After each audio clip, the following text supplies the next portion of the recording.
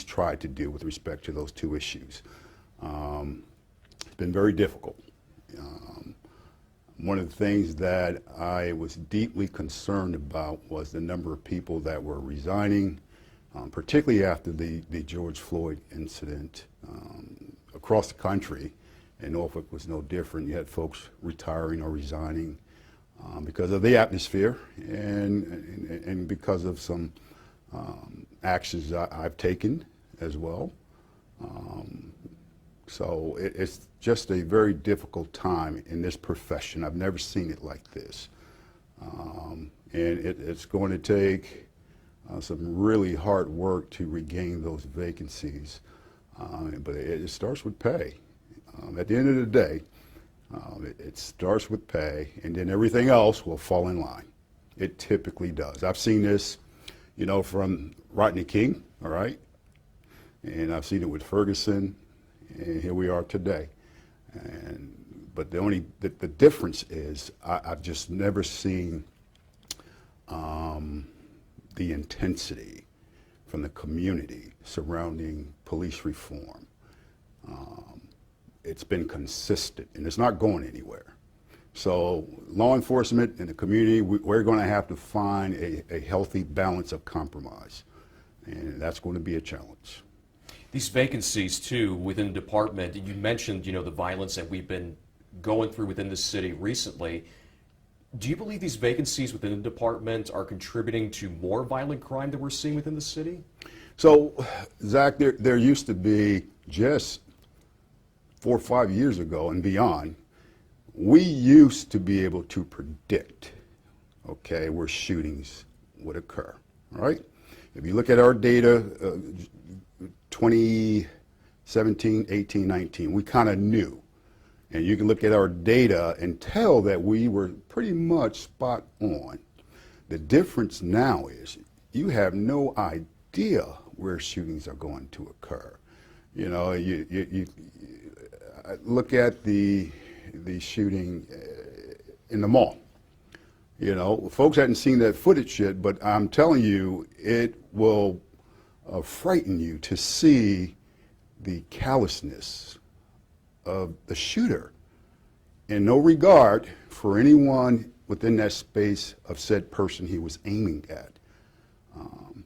Shootings now can happen anywhere, as we know, and unfortunately, there's very little police can do about that. Very little. You know, you go back this year and the year before that, half of our homicides, almost half of our homicides was in the home, right? In the home. You know, folks, for whatever reasons, their conflict resolution isn't there, and there's no discussion. People are just pulling out guns and shooting, and it's scary.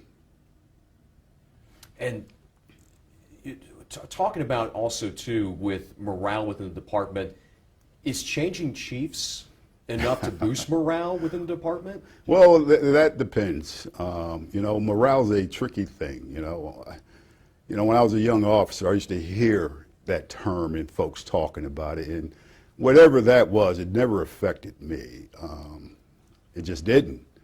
I'm not minimizing it because it's real. It's a real perception. It's a real reality for some officers. You know, morale can be impacted by pay, right? Manpower shortages, new philosophies that one may not agree with, promotions, transfers. It's a whole hot bowl of soup when you get down to it when it comes to morale, because it impacts each individually differently than one would know. I can tell you this, in any department across the nation, they're dealing with the same issues that the Norfolk Police Department is dealing with, morale. You know, that's one of the things that's always rises to the surface, and I've heard that talk as long as I've been on the police department. You mentioned also, too, going back to just the recent violence, I mean, what would you say to the city council, the mayor, city council members, the city manager, whoever this new incoming chief will be to get a handle on what's been happening lately here in the city? I think you are seeing some of the things I said years ago being implemented now, and I'll just leave it at that. I know we talked about this outside of this interview, but we have to ask the question, Sure. is there anything that you could say regarding your exit from the city? I'm retired. I've retired. Nothing about the circumstances or anything like that? You know, Zach, I've been in this profession a minute, and I think you know my personality. I try not to let anybody muscle me into doing something I don't want to do. I've retired. Looking at the crime that's been happening lately, the crime issue within the city, do you feel you were the scapegoat for the city's crime problem?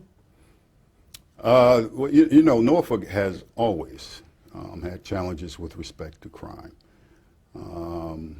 Do I feel I was the scapegoat? I have to say no, because I elected to retire. Now, if anybody see comfort in that, you know, then perhaps, but I elected to retire. I want to get to now a couple of events that you were very outspoken on within this past year. We had the shooting in Young Terrace Sure. Last winter, Right. and then of course we've had some instances on Granby Street recently of gun violence happening. I first want to talk to you about the Young Terrace shooting from last year. Has there been any update on that? Because I know that you were really outspoken about that one in particular. Updates with respect to, because you know we have the suspect, right? Mm-hmm. Okay. And I think he went through a series of mental evaluations, and I think he's been deemed to be of well mind to be held accountable. So that's where that is right now. With respect to what's gone on with the folks that live in that environment, with respect to what have we've done to address some of the things such as PTSD that they may be suffering from. I'm not aware of that. I know that NRHA has something in place where folks could go if they were struggling with that event. I got to tell you, that particular event was very traumatic to look at. You know, that was one of the first time I saw some of our officers actually affected by it. You know, so I instructed them to get counseling as well. It was an awful incident to see those women in close proximity, laid out, and you know, just yards away, little kids looking on. That's an incident I'll never forget, and it impacted me in such a fashion I wanted to speak truth to it. Now I know I offended some people, but it's a bit frustrating tiptoeing. And at some point, you don't want to tiptoe anymore. You want to call balls and strikes. And sometimes that may upset people, but I got to be able to feel good about myself. I have to be able to feel as though I was authentic, and I have to be able to feel as though that the people see me for what I truly am, and that is that I care. And you know, a lot of folks gave me a hard time for being visible. But God damn it, what is a police chief supposed to be during moments of crisis? If I'm going to show up to ribbon cuttings, groundbreakings, why wouldn't I show up to some of the most traumatic things in our city?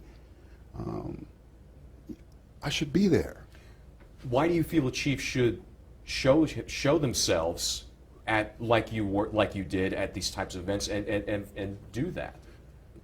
I think it sends a message to the community that you truly care. You know, you guys seen me enough to know that I'm not doing this to showboat. You know, I'm a manly man, and to cry at those scenes, it truly impacted me. And I was just frustrated. It was never ending. It weighs on you. You know, it's only so much you can take of every night somebody being shot, and you feel so helpless. Yes, I retired.